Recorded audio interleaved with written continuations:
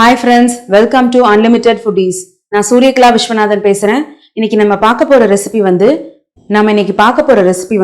Doughnuts. அந்த doughnuts வந்து நம்ம எப்படி சாஃப்ட்டா, ஃப்ளஃபியா எப்படி செய்யலாம்ன்றத பார்க்கலாம். வாங்க. நான் வந்து 240 ml வந்து வெதுவெதுப்பான பால் எடுத்திருக்கேன். நாம இதில சேர்த்துப்போம். நம்ம இது கூட ஒரு முட்டை ஒன்று சேர்த்துக்கலாம். ரூம் டெம்பரேச்சர்ல இருக்கிற முட்டையா இருக்கணும். ஃப்ரிட்ஜில் வச்சு எடுத்து யூஸ் பண்ணக்கூடாது நம்ம. இது கூட 3 டேபிள் ஸ்பூன் சர்க்கரை சேர்த்துக்கலாம். நான் 2 ஸ்பூன் வந்து ட்ரை ஈஸ்ட் சேர்த்துக்கிறேன். இது கூட 1/2 ஸ்பூன் உப்பு சேர்த்துக்கிறேன் நான். இப்போ நம்ம இதை எல்லாத்தையும் நல்லா மிக்ஸ் பண்ணிக்கலாம்.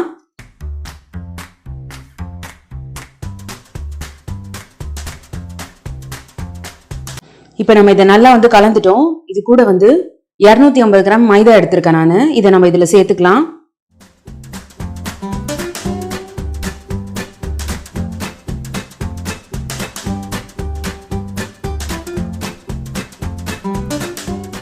மாவு கொஞ்சம் பிசைஞ்சாச்சு. இது கூட நான் 2 டேபிள் ஸ்பூன் பட்டர் சேர்த்துக்கிறேன்.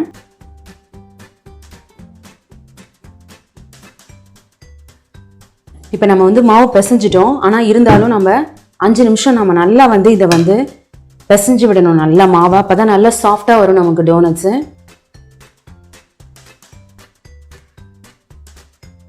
நம்ம இந்த மாதிரி நல்லா ஈவனா வந்து நம்ம மாவை பிசைஞ்சு வச்சிட்டோம்.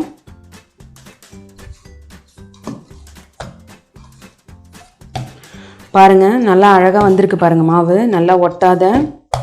நான் இப்போ இந்த மாவு கீழே வந்து கொஞ்சம் எண்ணெய் தடவிடுறேன். ஏன்னா நம்ம கீழே எண்ணெய் தடவிடணும். அப்பதான் வந்து நல்லா வந்து எல்லா இடமும் ட்ரை ஆகாத இருக்கும். அதே மாதிரி மேலேயும் கொஞ்சம் நம்ம எண்ணெய் தடவி விடணும். பாருங்க நம்ம இது மாதிரி எல்லா இடமும் எண்ணெய் தடவி விட்டாச்சு. இப்போ நம்ம மாவு பிசைஞ்சு வச்சாச்சு. இப்போ நான் இதை வந்து ஒரு டவல் போட்டு மூடி வைக்கிறேன். 1 hour கழிச்சு பார்த்தோன்னா மாவு வந்து டபுள் சைஸ்ல நல்லா உப்பி வந்திருக்கும்.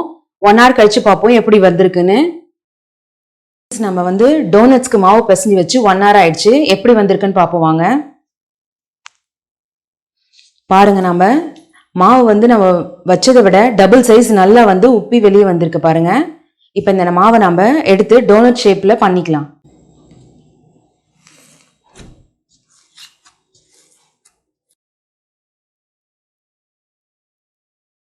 ஃபர்ஸ்ட் நம்ம கொஞ்சம் மாவு போட்டு டஸ்ட் பண்ணிக்கலாம்.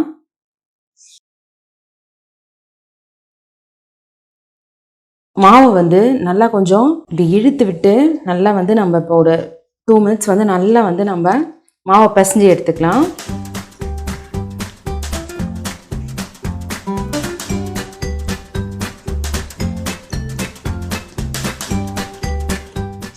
இப்போ நம்ம பாலா டோனட் ஷேப்ல எப்படி பண்றதுன்றத பார்ப்போம். ஃபர்ஸ்ட் நம்ம மாவு உருட்டி வச்சுட்டு நல்லா கொஞ்சம் ஃப்ளாட்டன் பண்ணிக்கலாம். இப்போ இந்த மாதிரி நம்ம ஃப்ளாட்டன் பண்ணதுக்கப்புறம்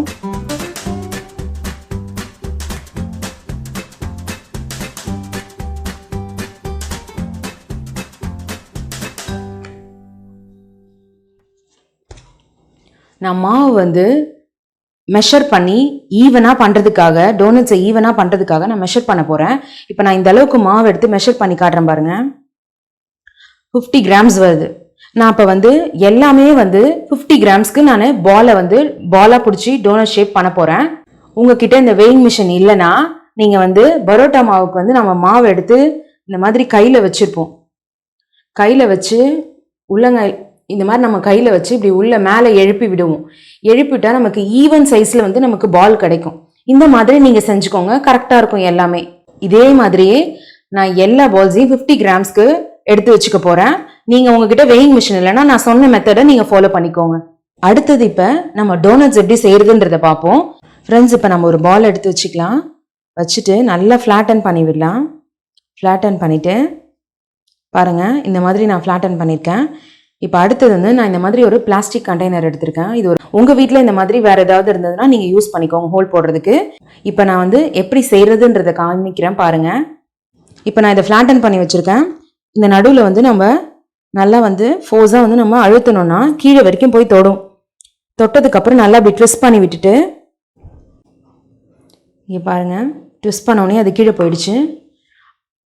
ரொம்ப அழகான டோனட்ஸ் வந்து நமக்கு கிடைச்சிருக்கு பாருங்க. இதே மாதிரி நம்ம எல்லாத்தையும் செஞ்சு எடுத்துக்கலாம். அதை நம்ம வந்து நான் வந்து இது ஒரு பிளேட்டில் வந்து பட்டர் பேப்பர் போட்டு வச்சுருக்கிறேன். அது மேலே நான் வைக்க போகிறேன். எப்படி வேணால் வச்சுக்கலாம். ஒரு பிளேட்டில் எண்ணெய் தடவிட்டு கூட நீங்கள் அந்த டோனட்ஸை வச்சுக்கலாம். அப்படி இல்லைனா வந்து மாவை வந்து டஸ்ட் பண்ணிட்டு கூட வச்சுக்கலாம். நீங்கள் இப்போ நம்ம செஞ்சோம்ல அதில் ஹோல்ஸு, அந்த ஹோல்ஸில் இருந்த மாவை எல்லாத்தையும் சேர்த்து வைங்க. சேர்த்து வச்சு அதை நம்ம கடைசியாக ஒரு டோனட்ஸை செஞ்சுக்கலாம். கீழே வந்து லைட்டாக மாவு வந்து டஸ்ட் பண்ணிக்கோங்க. டஸ்ட் பண்ணிட்டு போட்டிங்கன்னா நம்ம வந்து அந்த ஹோல்ஸ் போடக்குள்ள நம்மளுக்கு கீழே ஒட்டாத வரும் அழகா.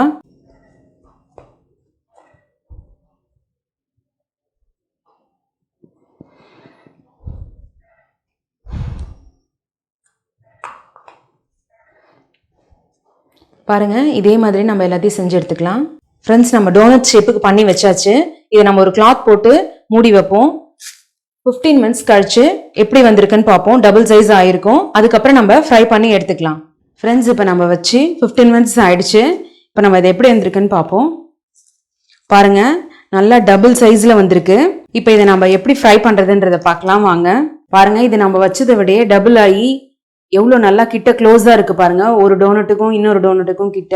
ஃப்ரெண்ட்ஸ், இப்போ நம்ம ஒரு கடாயில் வந்து எண்ணெய் ஊற்றிருக்கோம். எண்ணெய் வந்து சூடாயிடுச்சு. நான் வந்து மீடியமில் தான் வச்சு இதை ஃப்ரை பண்ணி எடுக்க போகிறேன்.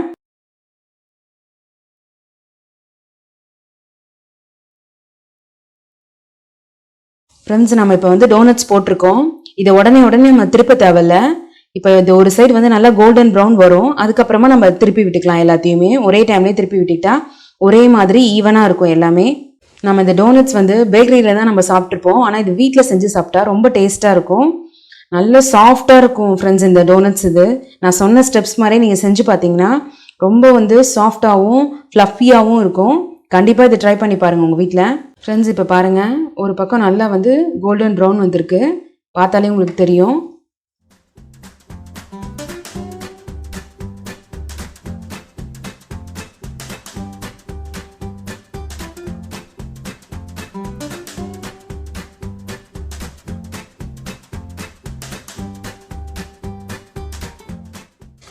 இப்போ நான் திருப்பி விட்டேன் பாருங்க. அந்த டைமில் தான் நம்ம எல்லாத்தையுமே ஈவனாக திருப்பி விடணும்.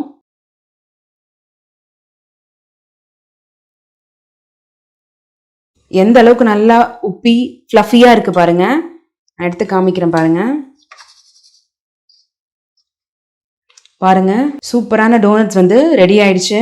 இது சாப்பிட ரொம்ப டேஸ்டியாக இருக்கும். இதே மாதிரியே நம்ம டோனட்ஸ் எல்லாத்தையும் ஃப்ரை பண்ணி எடுத்துக்கலாம்.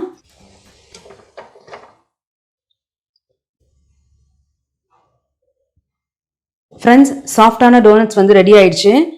பார்க்கறதுக்கே எவ்வளோ அழகாக இருக்குது பாருங்கள். சாப்பிட்றதுக்கும் ரொம்ப டேஸ்ட்டாக இருக்கும். அவ்வளோ ஃப்ளஃபியாக இருக்குது இது. நான் ஒன்று இப்போ எடுத்து உங்களுக்கு காமிக்கிறேன். இங்கே பாருங்கள், எவ்வளோ அழகாக இருக்குது. உள்ளே எவ்வளோ வந்து ஸ்பாஞ்சியாக இருக்குது பாருங்கள். ஃப்ரெண்ட்ஸ், இது வந்து பிளெயின் டோனட்ஸ் நம்ம செஞ்சுருக்கிறது. இது பிளெயினாக சாப்பிட்டாலே ரொம்ப டேஸ்ட்டாக இருக்கும்.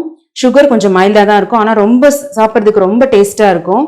இது மேலே நம்ம ரொம்ப ஸ்வீட் வேணுன்றவங்க நம்ம வந்து சாக்லேட் கோட்டிங் கூட பண்ணி சாப்பிடலாம். அதுக்கப்புறம் சுகர் கோட்டிங் கூட பண்ணி சாப்பிடலாம். நம்ம விருப்பத்துக்கு ஏற்ற மாதிரி நம்ம சாப்பிட்டுக்கலாம்.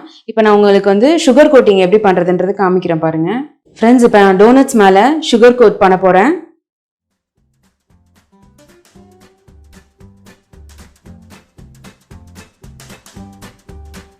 ஃப்ரெண்ட்ஸ், சாஃப்டான டோனட்ஸ் வந்து ரெடி ஆயிடுச்சு. இந்த ரெசிபியை கண்டிப்பா உங்க வீட்ல ட்ரை பண்ணி பாருங்க. ட்ரை பண்ணி பார்த்துட்டு எப்படி வந்ததுன்னு சொல்லிட்டு கமெண்ட் பண்ணுங்க. இந்த வீடியோ பிடிச்சா லைக் பண்ணுங்க. உங்க ஃப்ரெண்ட்ஸ் அண்ட் ஃபேமிலிக்கு ஷேர் பண்ணுங்க. மறக்காம அன்லிமிட்டெட் ஃபுட்டீஸ்க்கு சப்ஸ்கிரைப் பண்ணுங்க. Thank you friends.